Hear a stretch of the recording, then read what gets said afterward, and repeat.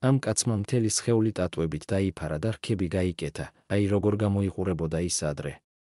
ამ მამაკაცის სხეულის თითქმის 85 ტატუებითაა დაფარული, გარდა ამისა, მან რქები ჩაუნერგა და ყურების გარეთა ნაწილი მოაშორა შოკირებული დარჩებით, როცა ნახავთ.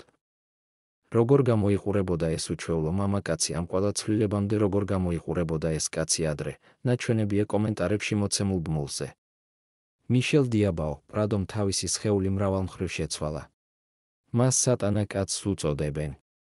როდესაც ის აჩვენებს თუ როგორ გამოიყურებოდა ადრე, ძნელი დასაჯერებელია, რომ ეს იგივე ადამიანია.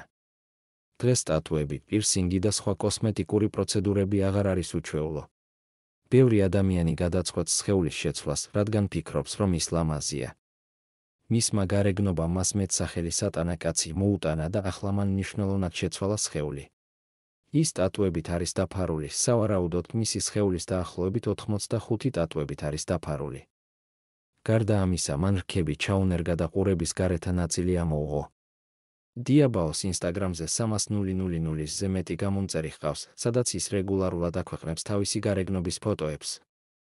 ცოტა ხნის წინ მან თავისმა მიმდევრებმა შოკში ჩააგდო, როდესაც განაცხადა, რომ ნეკა და არათითების ამპუტაციას აპირებდა, რათა ხელების კლანჭებად გადაქცევა დაეწყო. ამჟამად ის გინესის რეკორდის მფლობელია ქირურგიული გზით ყველაზე მეტი იმპლანტირებული რქისთვის, რადგან მას სხეულის მოდიფიკაციის 60-ზე მეტი სხვადასხვა პროცედურა აქვს ჩატარებული, რამაც სკანდალი გამოიწვია.